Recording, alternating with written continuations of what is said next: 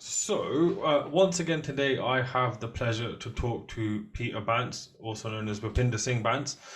He's a Sikh historian, author, art collector, and Maharaj Dalip Singh archivist. Um, Last time we spoke, it was actually about Maharaj Dalip Singh Ji and his kind of extended family, and kind of what happened to them. So if you haven't listened to that, I would kind of suggest you all to go and listen to that. And although there is a connection between that topic and what we're going to discuss today, I guess it's slightly a tentative link, because today what we're going to discuss is basically Sikh migration to Britain, um, kind of starting, I guess, with the early 20th century and then working forward. So before kind of we get into the swing of things, I just obviously want to say thank you for making the time to have this conversation. Yeah, thank you, Emma. It's a pleasure to do this second podcast with you. Really enjoyed doing the first one, and it's now it's online as well, so I've actually heard it. So it's a pleasure to be here with you and discuss Sikhs in Britain. So obviously your book then is also called Sikhs in Britain. Now, I did highlight earlier that there's kind of a link between Maharaj Dalip Singh Ji and kind of Sikh migration to this country. Now, kind of why did you go from kind of archiving Maharaj Dalip Singh Ji and history related to him to then looking at migration to England? Well, if I'm actually honest, it was actually the publishers which actually contacted me when I did my first book on Maharaj Dalip Singh by the History Press. They on the strength of that book, because it did really well. There wasn't many sort of Sikh or Punjab books published in the UK at that time.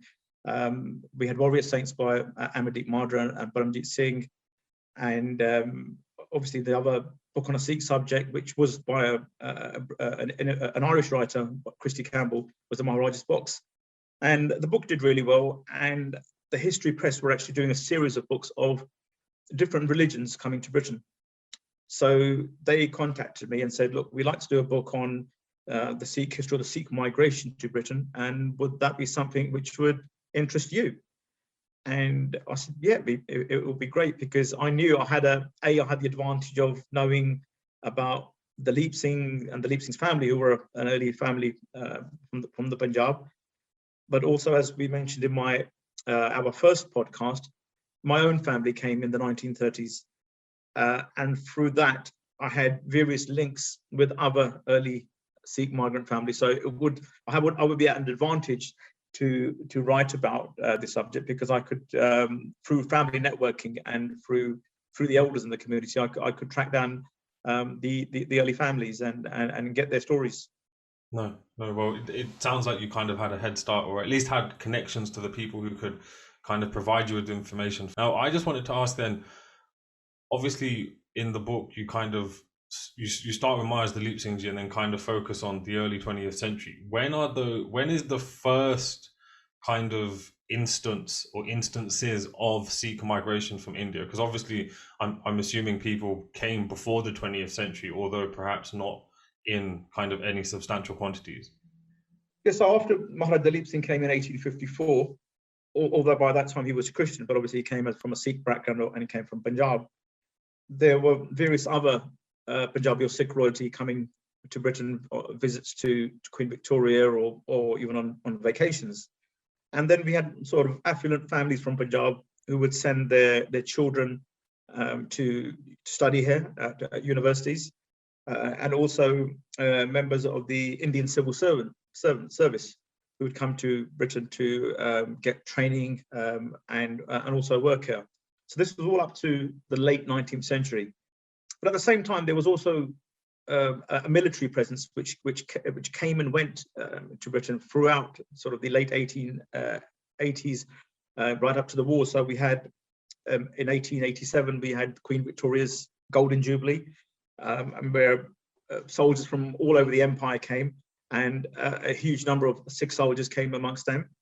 And then 1897 we had the Diamond Jubilee, and then 1902 we had the coronation of King Edward VII, and vice versa we had the coronation of George V in 1911, where a whole array of Indian and Sikh soldiers came to make the royal procession more vibrant and affluent, and to show off the power of the empire. And then obviously we had the First World War, where the really big numbers of Sikh soldiers came to England, especially to the south of England, which we'll probably touch on when we talk about the World Wars. No, definitely. So would it be then fair to say that Sikh migration prior to kind of the 1920s or the early 20th century is mainly influenced by kind of the arms of the British Raj, in terms of kind of if they're coming over here for the Indian Civil Service or they're being sent over here for education? I'm assuming those who can afford to send their children to England for education are the elites or those who are in established positions. And again, the Indian Civil Service is obviously fulfilling the role of kind of filling the bureaucracy of the British Raj. And then would it be fair to say that post kind of the First World War, although those things are still there, would it be fair to say that the kind of the nature of migration changed in terms of now it was actually people moving to settle in order to find jobs? Kind of were the reasons then changing after the First World War? Yeah, definitely. I think, well, from the evidence I have, from the research I did, the migrants which came in the 19th century and the turn of the century were not settlers. So they just came here to fulfill a task, either it's a holiday or a vacation, to study or to get training, etc. So these early Sikhs had no intention of settling.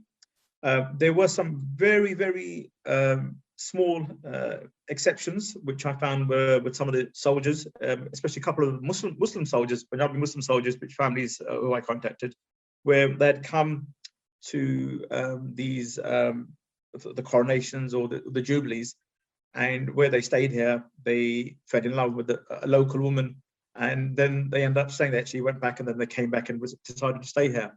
And I found 2 or 3 of these early settlers were descendants of these soldiers.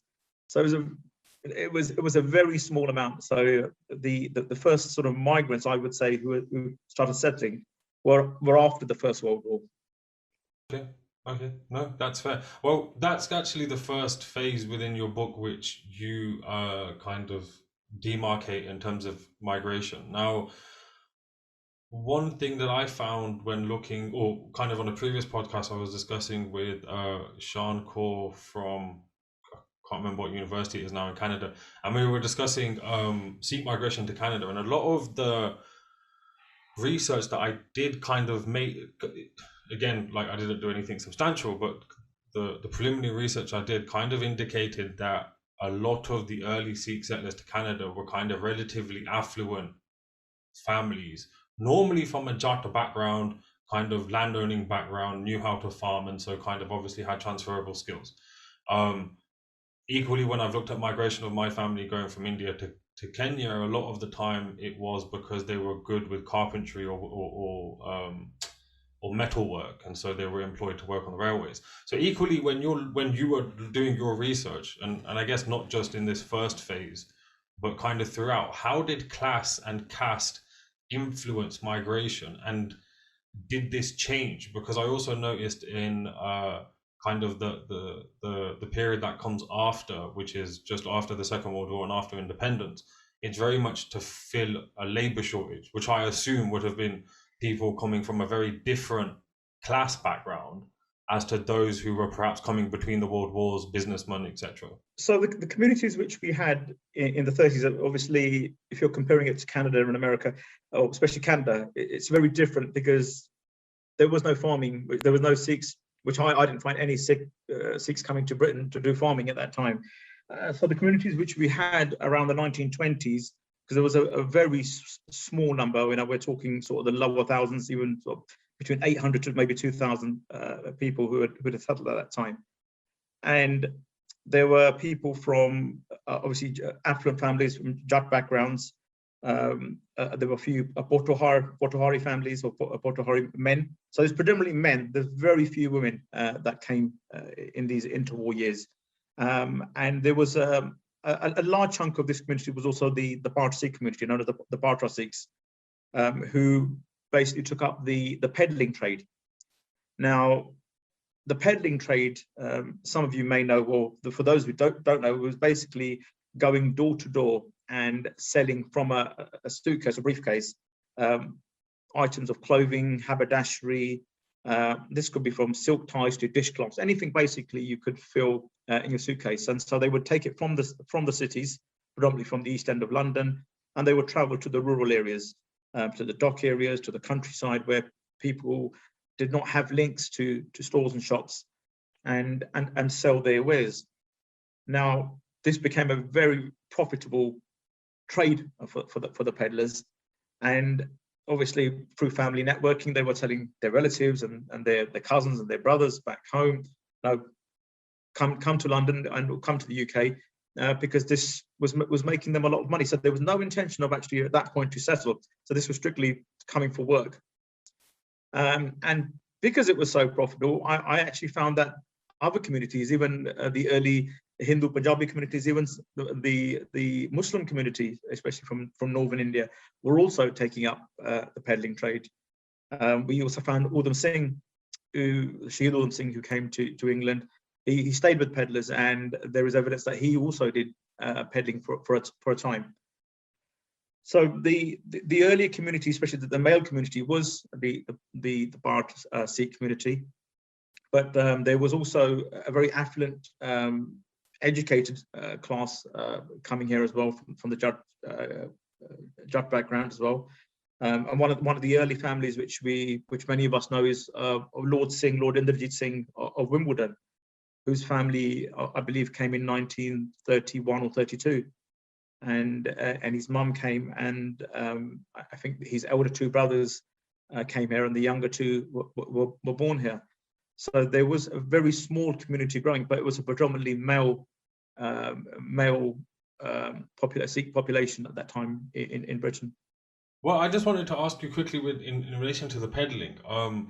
It was mentioned that a lot of the some of the early Sikh peddlers had really strong ties and relations with the Jewish community in terms of getting their feet into the peddling kind of industry.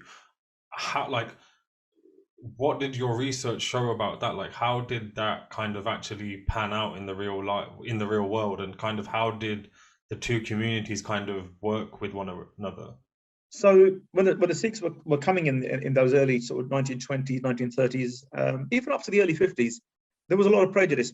People did not want to give lodgings to Indians, and to Sikhs it was even worse, because obviously we had other stars and we were quite visible, where other communities could be clean shaven and they could sort of mix in easier.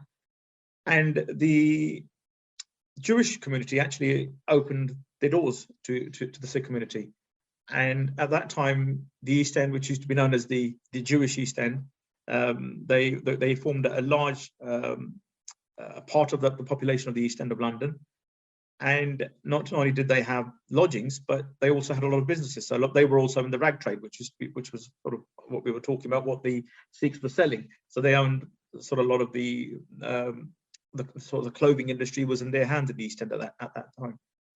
So very cleverly, what they would do, they would give lodgings to the Sikhs, and then so they would have lodging above their factories or above their shops and stores, and they would say to them, well, you can stay here, this is the rent you pay, and also we'll give you our wares and you can go and sell these for us, and we'll give it to you on credit. So obviously Jewish people were very clever businessmen. They gave the items on credit, and then the Sikhs, who were dressed, I mean, these Sardars were dressed very smartly. Their suit and ties and their overcoats, and they would go knocking on doors all over the country. And they actually started working a system out whereby if they were in say they were going to the Norfolk countryside, and they found, well, we've got a whole a good clientele base here, they would be sending telegrams to their supplier saying, send us more, so we don't even have to come back to London, just send us the stuff out here. So they would go to these houses in the countryside, try to sell their wares, and say to the person, look, we're going to be coming down next month or next week. Is there anything else you want from London? We can bring that for you. You can give us your shopping list, your shopping order. So it's more primitive. It was you can say it's like Deliveroo, wasn't it? So they were, or Amazon. So they were actually delivering to the door. So they were taking orders and they were coming back the following weeks. They were building up clientele. So they would have regular customers ordering regular regularly from them. No, that's really interesting. So with the third phase, which you've kind of said, it's chain migration, and it all kind of occurs before there is a legislation change. Now, what is this legislation, and how does it impact migration in this case anyway? Okay, so in 1962 we had the first Immigration Act, which basically gave the rights for those who held British passports. So these were Indians which lived in Africa, i.e. in Kenya and Tanzania, etc., and in India, who had a British passport, the right to enter Britain. But by 1968, a significant proportion of the Kenyan Indians who were Sikhs were restricted with the 1968 Immigration Act. So it basically barred them from automatic entry into Britain. So from that act, just coming up to that act, up to 1968, we had a huge influx of Indians, and this included obviously Sikhs, a big Gujarati community as well, and a Punjabi Muslim community as well, to sort of come to England in huge numbers. Throughout then the research that you did on Sikh migration into England, is that the only instance of kind of Commonwealth legislation impacting Sikh migration, or does it occur in other places? Well, there was also Singapore and Malaysia. So when these countries gained independence, we again saw influx of Indians, and which had a huge a number of Sikhs residing there, again coming to England. So this obviously impacted the Sikh population, and it went up in quite a number.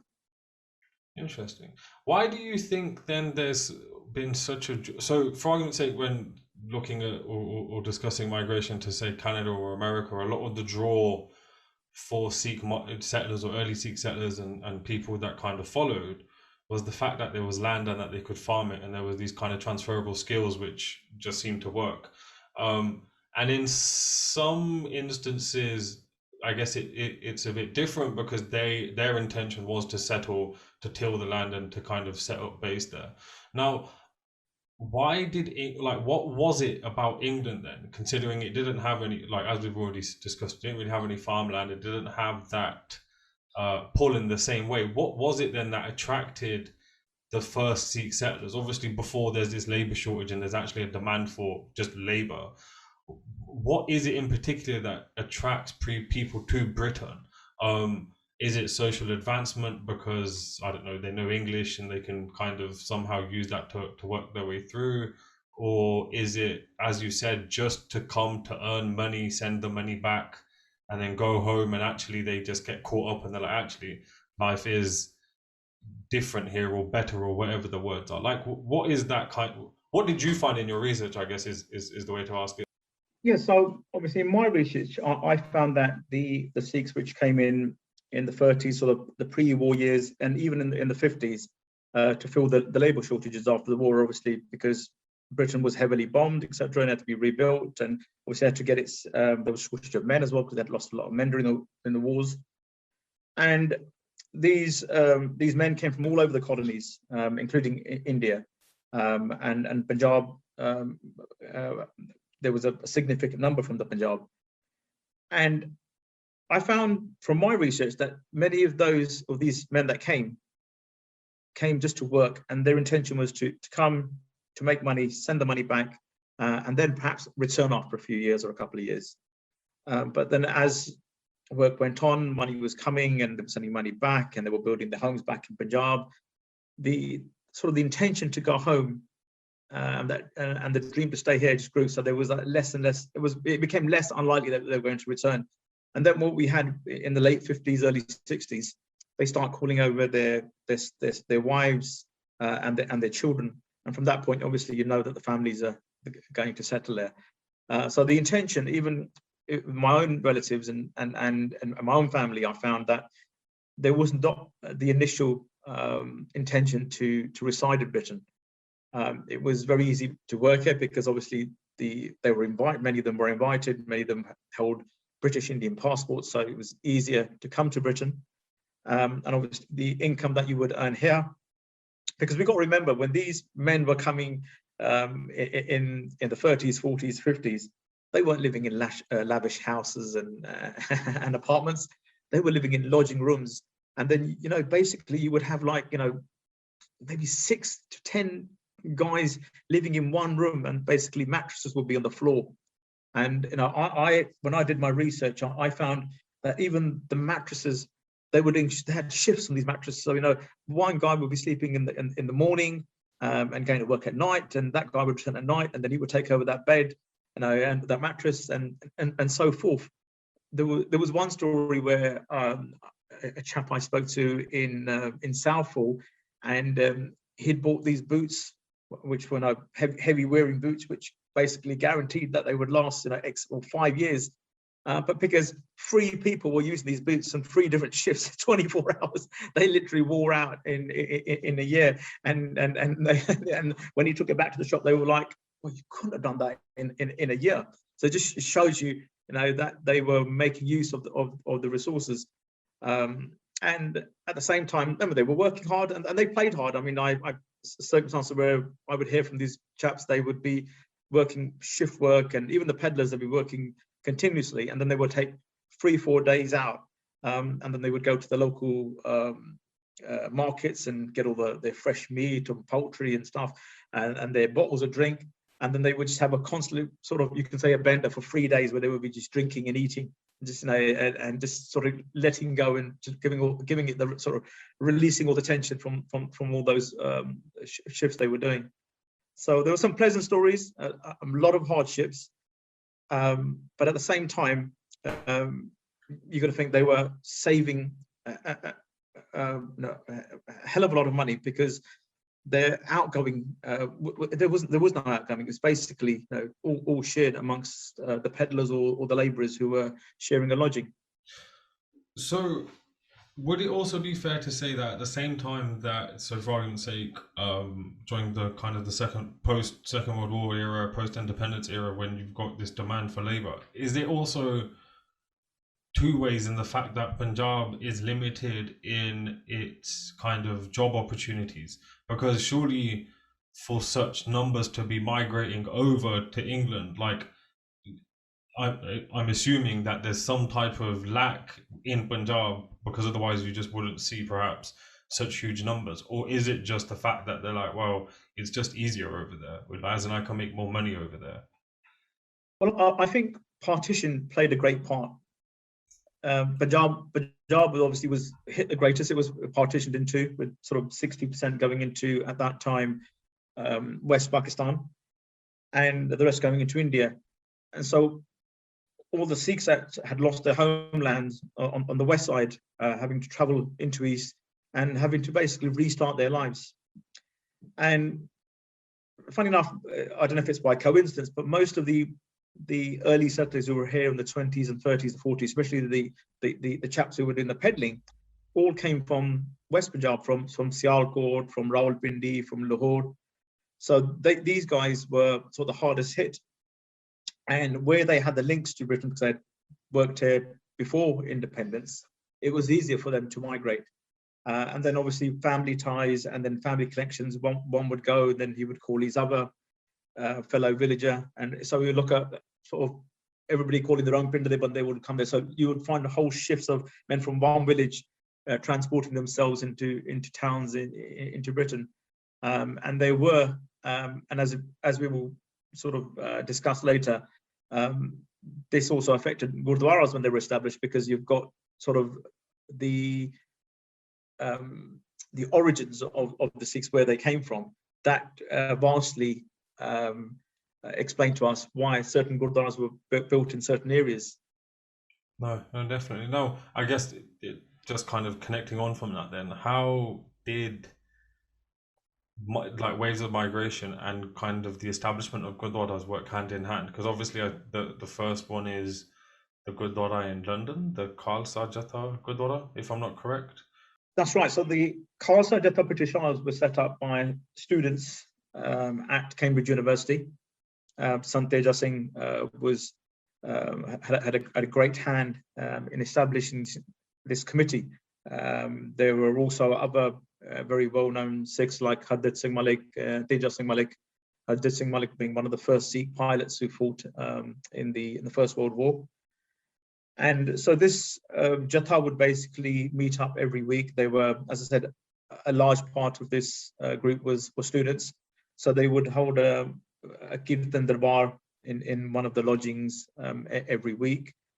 And then in 1908, they established a place in London. In 1911, the Maharaja of Patiala, Bhupinder Singh, visited Britain on the coronation of King George, and a small group of Sikhs from the caste of Jatha Britishers went to see the Maharaja and told him that now we'd like to establish a place of worship. And he obtained for them a lease on a building at 79 Sinclair Road. It's always called, well, we've always called it the Shepherd's Bush Gurdwara, but it was called the Maharaja Bhupinder Singh Dharamsala, which shifted to the present site, I believe in 1971, I think. So although it was a Gurdwara, it was never classed as a Gurdwara. It was never registered as a Gurdwara until many years later. So it was always known as a Dharamsala. And I found that the first Gurdwara, which was a registered Gurdwara, was in Manchester, in Monton Street, in 1953. So that was one of the first ones. So I also found actually in my research that the first Gurdwara in many of the major cities, i.e. Bristol, Cardiff, Southampton, Manchester, Edinburgh, Glasgow, Ipswich, Peterborough, I found that the first Gurdwara established in these cities were by the British Sikh community, because obviously they were the early, so made up a large part of the early migrant group. And obviously, as more and more migrants came from the early 50s and 60s and populations grew, then we found divisions not only amongst castes. So we had so obviously we had a lot of Ramgarhia, a Sikh community, come during the 60s, and obviously in the 70s after the independence of many of the countries there. And following on from that, then we had division of sort of the place of origin, so where the Sikhs came from. For example, Afghanistan, the Sikhs that came from Kabul and Afghanistan made their own Gurdwaras because that was their origin of migration. So there were these divisions which were made from the pattern of immigration. Would it also be then fair to say that a lot of kind of the modern day demographics of where Sikhs are based also kind of indicate where kind of the main concentrations of Sikh migration took place? Like, as in, I'm assuming like places like the Southall and Hounslow attract or have such a big Sikh community at the moment because their ancestry at some point, like there was a demand for labor and the factories were there. Similarly in Birmingham, there's a large Sikh community, and again, like or Wolverhampton, there's a large Sikh community, and again, a lot of that was influenced by the kind of the request for labor or a labor shortage in this country.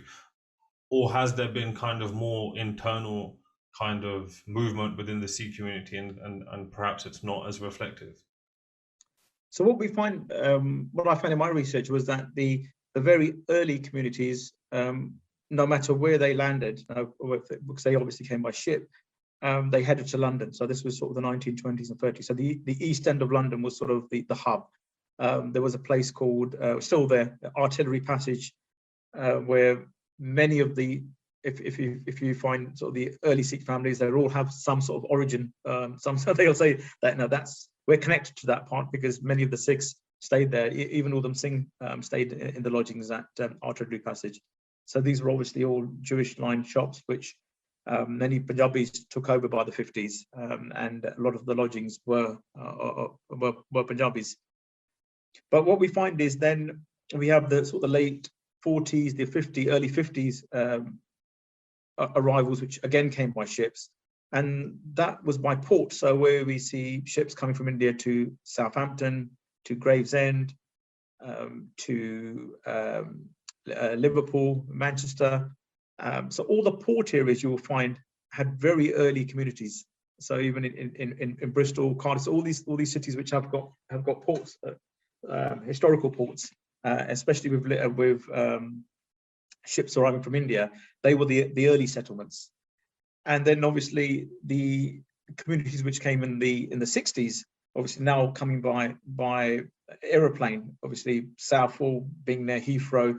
So people landing at Heathrow, settling nearby in Southall, and then obviously with one or two families come, and they're obviously working around that area. There was a lot of obviously Sikhs working at the airport as well at that time. So they would call their loved ones or their relatives, their cousins, also to come around sort of the airport area. So if you look at Southall, Hayes, Hounslow, this is all around sort of Heathrow Airport, and again in Birmingham as well, where a lot of the Sikhs settled. So that was quite a late community. Most of the community which came in Birmingham was sort of a post-50s community. And then from there, people moved. Once they settled, they looked around for work, and then they saw opportunities elsewhere. For example, Lancashire, where there was the textile mills, there was a lot of shift work available because Indians were working more than one shift. They needed to make the money. So places like Lancashire, Preston, and Bradford, up to Liverpool, all this north western side of England, we had a huge amount of labourers heading to that part to fill the not only the labour shortages, but to take advantage of the shift work that was available to them.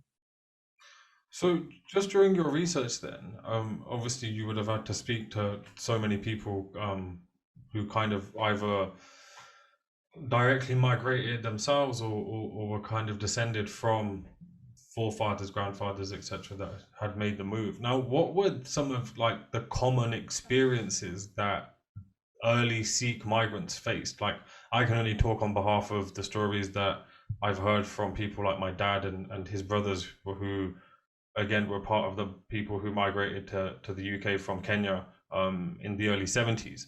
And again, it was just basically vile racial abuse. They lived up north near Newcastle in a place called Stockton-upon-Tees.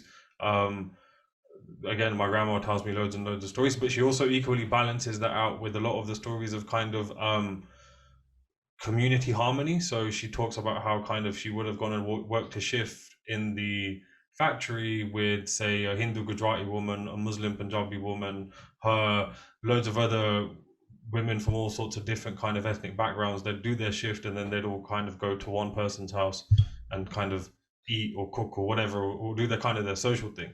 But what were kind of some of the common experiences that the people you spoke to kind of shared with you?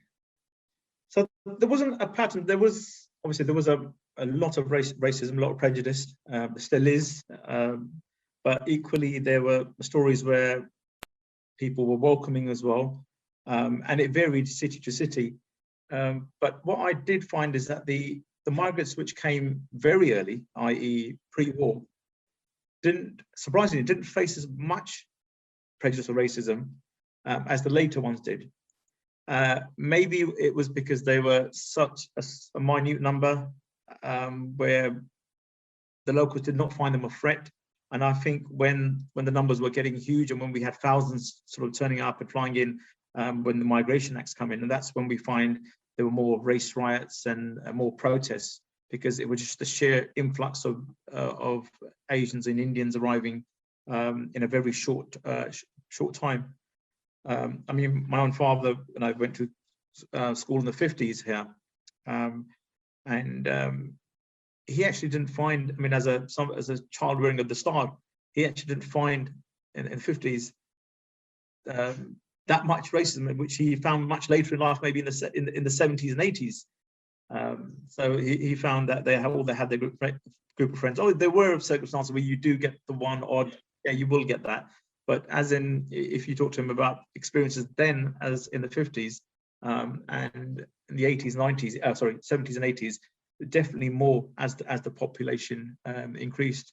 And he found that, and even sort of the older uncles I spoke to, and they said, like, when we came in during just or pre-war or after the war, there were the locals were quite welcoming. They're opening their arms, and they're like, do you need anything? Can we help to make you feel more at home? Even my dad was saying to me, he would walk down a street, and if a police car walks by, he would basically stop and say, where do you live, or are you lost, or are you okay, etc. And I remember my dad telling me that they would purposely, when they used to go out and with their friends, and he would flag down a police car because he never had the fare to get back home, and he would say to him, "I'm lost," and the policeman took him home. And the second time it happened, and the policeman says, "Oh, I know you. You live on Sunset Street, and you've tried that with me before." so it shows you, there were two sides. There were both a lot of racism, but there was also those locals and British people that did make them feel welcome as well. You had mentioned earlier that the peddling trade, although kind of instrumental to the first wave of Sikh migrants that came to this country, you said it kind of continued throughout. I just wanted to get a flavor then of like how long or like how pivotal was the peddling trade to Sikh migration kind of throughout this 20th century. I know you spoke briefly about how Shahid Udham Singh, when he came to this country, also was a peddler, and I also find it quite interesting because a lot of my own family, when they first came to this country, although it was later on, obviously in the 70s, they first kind of the way they first kind of made money was in the markets. Similar kind of setup, obviously, but you're not having to go to everyone's house.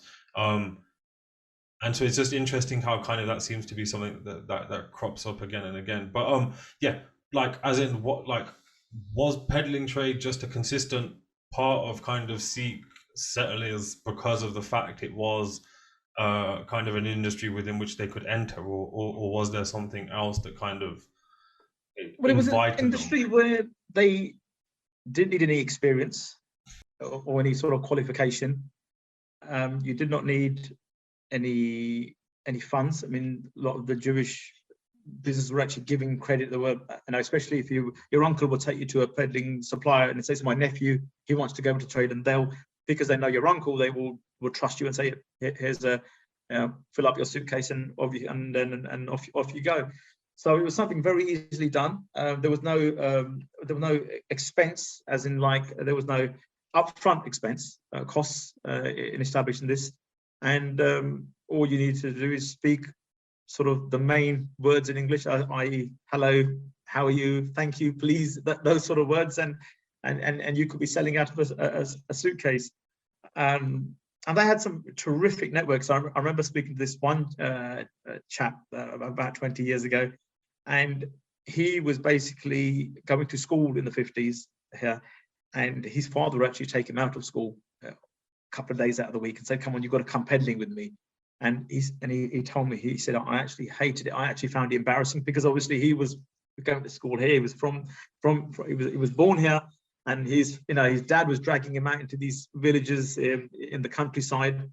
And so he goes, one particular episode he told me, he went with his father in his little van and stopped up, and he goes, we passed this huge sort of mansion of like a stately home, and my father said to me, "Right, you get off here and you head to that house, and I'm going to go into the village and see what I can do in the village."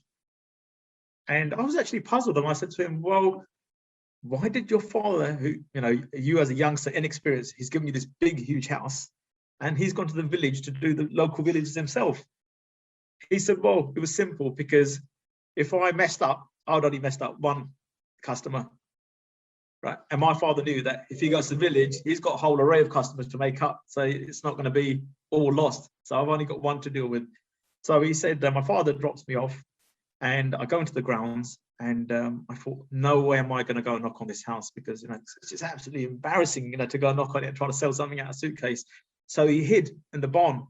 He said, I thought I'll hide in the barn until 4 o'clock when my father comes to pick me up, and then I'll just tell him that it was a bad day. I didn't say anything.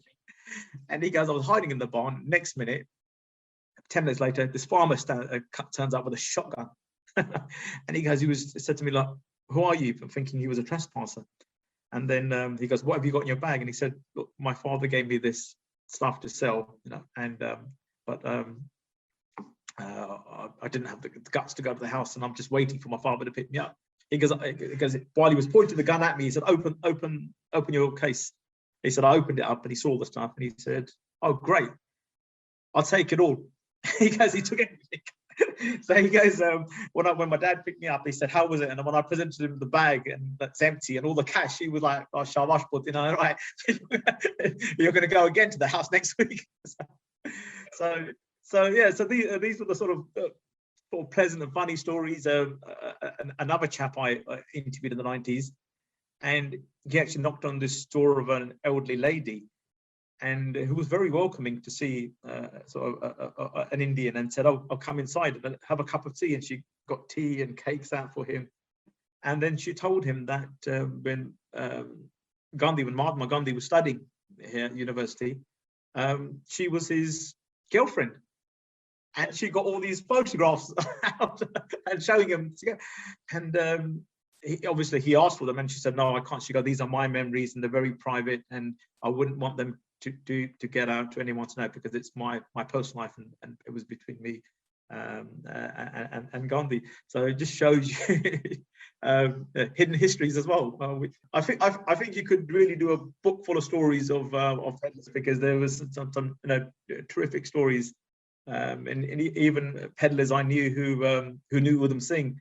One such chap was his name was Ratan Singh, and he was a bit of a poet. So he used to call himself Ratan Singh. I forgot the name, but I forgot about this. Azad, sorry. So he used to call himself Ratan Singh Azad, and this is in the 30s and right up to the Second World War. And as you know, obviously, when Udham Singh did the shooting, he gave his name as Ram Muhammad Singh Azad. And so this chap, Ratan Singh, goes back to his lodgings, and his landladies only called the police and said, "There's a guy who's living in one of my rooms, and on his suitcase it says R.S. Azad," which was Ratan Singh Azad. And obviously they were linking it up, and basically, guys, they sort of stormed my room, and I got arrested, my friend got arrested, and we spent the next sort of 24 hours in the nick under questioning about the shooting of Sir Michael O'Dwyer. And we had to convince them that I wasn't, that chap, and Azad is there's no link. I do not know Udham Singh, and my name is Ratan Singh. So it was another funny story which came out of it. That's incredible. And to be fair, though, I'm equally not surprised, because cases of mistaken identity still occur. So yeah, fair enough. A couple of questions then, just kind of that are still remaining. So, having studied kind of Sikh migration to Britain over the 20th century and slightly prior, like, what do you think the future of the community will look like? And do you think that we'll see kind of future waves of migration? Obviously, I guess like that's a very open-ended question, because who knows what's going to happen, right? But I guess what do you see the future of the Sikh community in the UK, I guess, then kind of looking like in the future? Well, the Sikh community is a very successful community, very affluent community, and it's done well. And I think compared to many of the other communities who have migrated, I think we've excelled, and we've reached in such high positions and places. People like Tandesi, was MP and Preeti Gill. So with not in politics, but even in television, we've got Anita Rani. And so from media, we've got Gurinder Chadha. So we've got a whole array of Sikh Punjabi men and women who have sort of really peaked at sort of the highest positions one can think of. And I think there's only one way. We can only just get better and see more and more members of our Sikh community following their footsteps. As in numbers, obviously numbers are growing as in all the communities, but I don't see a huge influx as in, you know, a mass migration in one hit. I can't see that unless something happens in world politics or which changes that. So it'll increase slowly, but what I can be assured, or what, not sure, but which I'm definitely, I can say that we're definitely succeed in the areas that we need to, and we're showing signs of that anyway. No, definitely. One last question that I had, and this is more just kind of because this is my own personal curiosity, is there's two editions of your Sikhs in Britain book. I just wanted to know what the difference is between them. One's obviously published in, I think, 2007, and the other one's published 5 years later. What is the biggest difference, if any, or is it just kind of more in relation to kind of the images and the photographs that are included? Yeah, so the main reason why the second version was done, because the first version basically sold out within months. It did really well, and the reason for that was because anybody who was featured or had a family member in there, they were ordering, like, can we have 10 copies of this? Because they wanted to give it as gifts to their family members and their friends. And I went to the publishers and I said, look, the book sold out, and, you know, can we do a second edition? And sadly, the publisher felt that they had made their money on the book, and it's done really well. And they thought if we do a second edition, or a second print of the book, it might not be as successful. So they were wary of this. So then I took the rights back of the book from them, and I took it to another publisher. And basically what we decided, that we had to give something different to the audience. So what we did, we not only updated the first book, but we colorized a lot of the images which weren't colorized. And at the same time, after doing the first book, I found a lot of people reaching out to me and giving their family stories to me and sending photographs in. So it included that as well. So it's like an update, it's like a revised edition, and also an enlarged edition as well. So during the kind of the first phase of Sikh migration that you discuss in your book, you mentioned that it occurs between both of the world wars. Now, what is it about the First World War that activates or catalyzes Sikh migration to England? I'm assuming it's obviously got a lot to do with the fact that India is part of the Commonwealth, and obviously there's a united effort during the First World War, obviously as in during the Second World War, but or is there more to it? Well, the First World War was the first time when we had Sikh soldiers who were part of the British Indian Army come in large numbers. Obviously, we had the coronations and the jubilees I mentioned, where they came for processions. But in the First World War, the Sikhs actually came because of the Great War, which was taking place in Europe. And the Indian hospitals were set up in Britain, mainly on the south coast, on the Sussex coast. There were a number of hospitals set up in Brighton, most famously at the Royal Pavilion, which was chosen because of its Indian architecture, and they felt that the Indian soldiers would feel more at home in that environment. We had the Dome Hospital, the York Place School, the Workhouse. So there were around 5 hospitals in Brighton on its own. And then there were hospitals in the New Forest. So we had Brockenhurst, Ashurst, and Lyndhurst as well. And so these hospitals were specifically for the Indian soldiers who were being wounded on the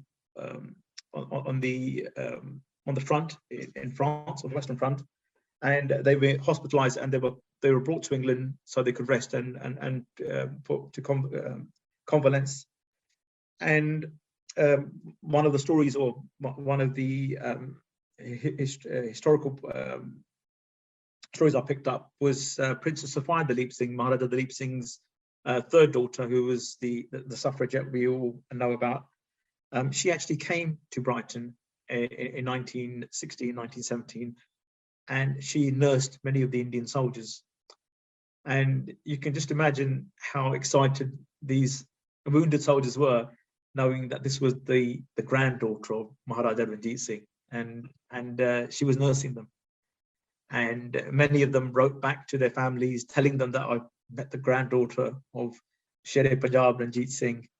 And as a memento, she gave many of them signed photographs of herself, and also the small mirrors, which I visualized in my book as well, which were, well, they were actually shaving mirrors, but we actually call it turban mirrors because the Sikhs could put them on a stand and do their stars. So she gave many of the Sikh soldiers little mirrors, little mementos, which they could use to tie their turbans, made of ivory. So this was an interesting fact which connected sort of Dalip Singh's daughter, one of the first Sikh migrant, with the current crop of Indian soldiers, Sikh soldiers, which were coming to Brighton. And obviously in Brighton, they had the first place for their Saskar, which was done just outside of Brighton, where now it's called the Chhatri in Brighton, where now every year they hold a remembrance, a memorial event to mark all the Hindus and the Sikhs who were cremated on this pyre, which was made especially for the Indian soldiers. Just another question that comes to mind is, so a lot of the time when researching Sikh migration or early Sikh migration just in general, a lot of the migration, not a lot, but some of the migration, for instance, to North America is in relation to kind of the Indian nationalist movement, or almost kind of, at least it's an anti-British, there's an anti-British sentiment to a lot of it. The Ghadar party, for argument's sake, probably being the easiest example to provide. Now, I'm making huge assumptions here, but I'm assuming England doesn't seem to play the same role as other countries do in that context. So I haven't quite come across any kind of I've never heard of any kind of migrants coming to England in terms of kind of, I guess besides Shahid Udham Singh obviously shooting the British general, which is a very clear example, but in general there's not space for a movement of the same kind of magnitude as the Ghadar party within England. Is that more so just because of the fact it is the heart of the British Raj, as in kind of it would kind of be foolish to start something like that right next to where the power is yielded? Or so obviously the Canadian migration was a much earlier migration, and obviously there was a lot of earlier circumstances where the party took action, and obviously I think the Gurdwaras obviously started in Canada as well, and we had the Komagata Maru instance as well, so which awoke a lot of Indian nationalism up. But yes, there were circumstances which I found in my research. I met members or the descendants of some members who did take an action, a very, we could say, undercover operations which were going on here. Many of them did not want to be mentioned in the book because obviously for their own personal reasons and security issues. And they mentioned to me that their father was being watched. They were under surveillance during that time. So there was that going on. And even people that knew Udham Singh at that time and the shooting, and they were being watched for months, and probably for the duration of the war until the independence of India, they were being watched with cars parked outside their houses. And it was blatant surveillance. It wasn't hidden surveillance. It was like literally a car would be parked outside your house watching you. And then, if you go and meet people, you knew that you were being followed. And I met families, and there are still some people, or there's a couple of people still around today who recall that. But certainly when I was doing the book, there were a few. There was a chap I knew who was a good friend of Udham Singh. I just managed to interview him towards the end of his life, and he actually arrived on the same ship as Udham Singh. And he never spoke about his experiences, and he was never allowed to. He basically had a gagging order on him. He was never allowed to speak to no media people, no press. So he had to keep it quiet. And even when I went to see him, he was very careful, and I had to really win him round to even speak to me. I had to go through a lot of family networks and people he knew, and his daughter-in-law's uncle's cousin knew my mum and mum's friend, that, and then we had to get a connection because I tried to reach out to him and he just wouldn't want to talk to me. And when he did, it was a very yes no sort of interview. But I managed to get a transcript of an interview he did with a relative after he died, and he knew quite a lot of what was going on at that time in the fight for Indian independence. And there were some key players, and a lot of these players were involved in the Communist Party, because there was an Indian Communist Party here. Also the IWA, which was the Indian Workers Association, which I think went on to have an office in Southwell afterwards. But the original IWA, I think, was set up in Coventry. And obviously Udham Singh used to visit Coventry a lot because there was a lot of early Sikhs in Coventry as well. And some members of the caste British Isles as well, who were also involved in the Indian independence and had very strong links with Udham Singh. But as I said, because obviously being very core to the problem, we were very close to the whole establishment. It had to be kept, they had to play their cards close to their chest. I actually wasn't going to ask any more questions, but the answer to the last question that you just provided has made me now want to ask another question. Where does Udham Singh come into, why Coventry? Because there was the IWA, which was set up in Coventry, and and Udham Singh obviously was a communist himself, and there was a communist element to the party.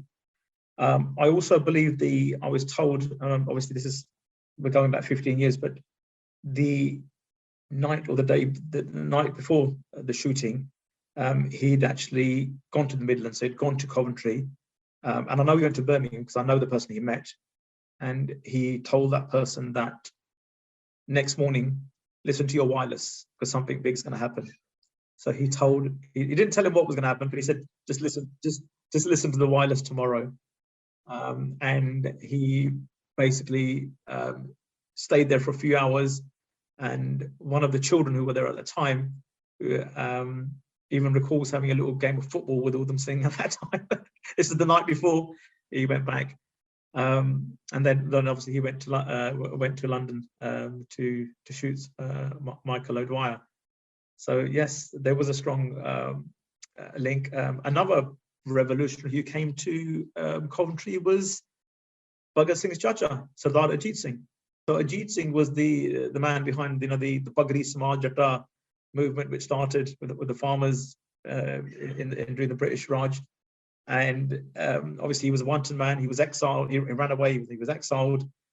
He traveled and stayed in various countries in Africa and Europe. And when India was to be granted independence, Ajit Singh knew now was a safe time to go back.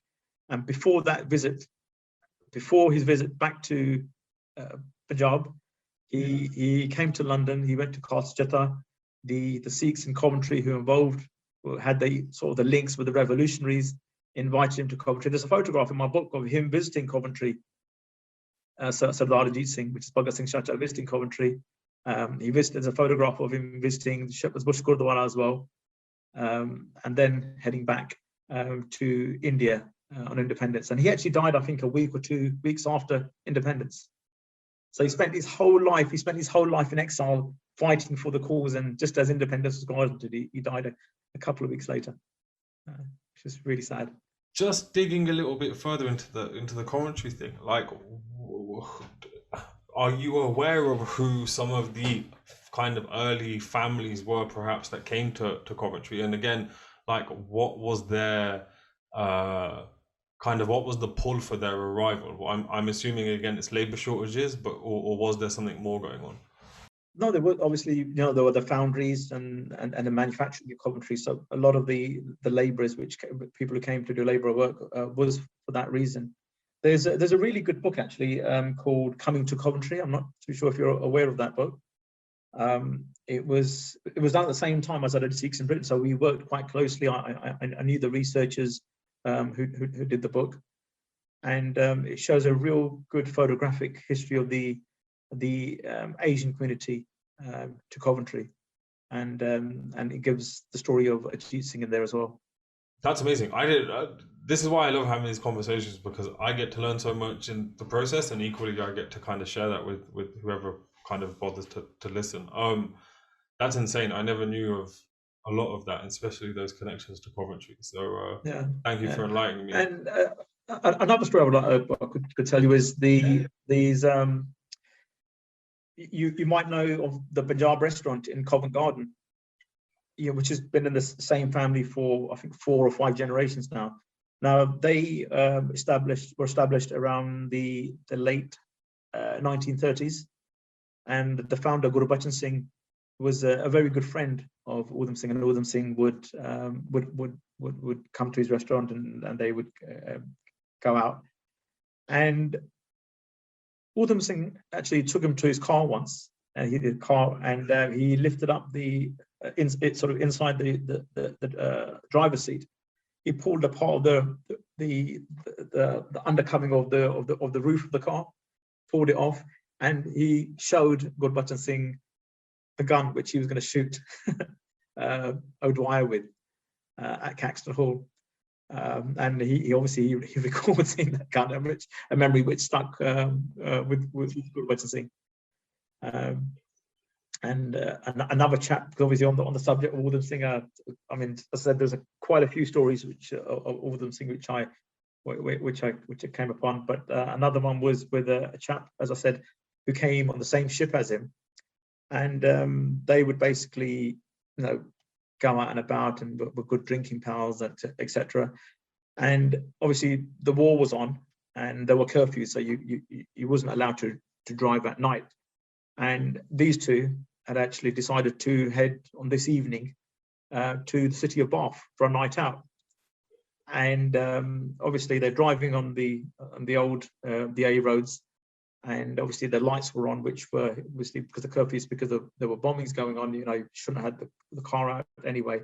They were stopped by a police car, and this chap said to me that Udham Singh turns around and said to him, "What do you think?" In Punjabi, he said to him, he goes, "Maar diye gore nu." And this guy freaked out. He thought, we've just come to this country. I can't be doing that. I'm coming here to work, and I can't be doing this. And he said, "Look, I'm only joking. I was only with the mazaki ki tas." And obviously they got in trouble by the police officer for being out, and he told him not to dim the lights and get to the nearest destination and stay the night there, and you shouldn't be driving around. But that was the sort of the ideology of Udham Singh, and the sort of the jokes he was cracking at that time. And nobody knew what his true intention was. And actually, he actually said to him, that's the word he remembered. He goes, Udham Singh said to me, I like the language that's used as well. Just kind of digging into that, was a lot of the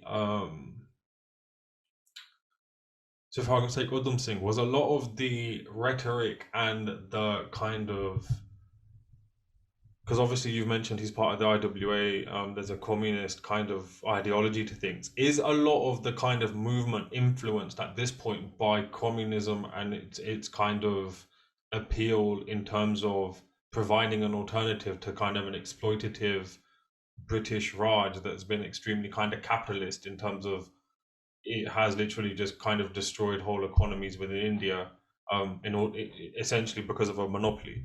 Or is there or what else is kind of influencing this kind of is it also just because of circumstance, like migrants coming to this country? Obviously a lot of them are workers filling in labor shortages, and therefore obviously the IWA makes sense because they obviously need to unionize to try and strengthen their voice. What's kind of going on at this point? Well, obviously the IWA was set up as a body to help Indians which were coming to this country, as in helping them fill their forms and the applications, their job interviews. But obviously at the same time, the early part of the IWA had this nationalist element to it, where they were actually gathering and having their discussions and talks about making India independent. And obviously a lot of the chaps that were involved were communist, and there could be many reasons from this. I don't know, this could be from Burma, from China, this got also influenced by people like Subhash Chandra Bose, who was who had a communist backing, and obviously there was Russia at that time, who was a big player in what was happening in India, and obviously Burma and China were the other sort of neighboring countries as well. So there was a big influence of communism amongst the very early activists in the Indian National Party. But the reason why, well, I couldn't answer that. No, fair enough. I appreciate that. That is that's equally a valid response to that. So no, Yeah. thank you. Again, I think we've gone through all of the questions that I wanted to cover. I just want to obviously just double check. There's nothing else you want to include? Yeah, I think we covered. Basically we covered the whole bulk of it. Yeah. Yeah. That's good. No. Time flies. I didn't realize it's been over an hour. No, it's crazy, isn't it? Yeah. You talk for kind of once you get involved, it definitely flows. All right. Well, in that case, I obviously have to say thank you for taking the time out to have this conversation today, and obviously for even producing the book, because obviously it's off the back of that we're having this conversation. I think I would definitely recommend those who have listened to this podcast, if you want to find out more, basically buy the Sikhs in Britain book. This isn't to plug anything. This is just out of genuine kind of, if you're genuinely interested. Peter Bance has given a little kind of discussion of it just earlier on in this podcast. But no, yeah, I can just say thank you for having this conversation. And hopefully people or everyone listening has learned something from it, because I've definitely learned a lot. I never knew there was such a connection with Coventry in the first place. So yeah, that's very enlightening. Well, thank you, and thank you for giving me the platform to give you parts of my research and the stories which I encountered during the research.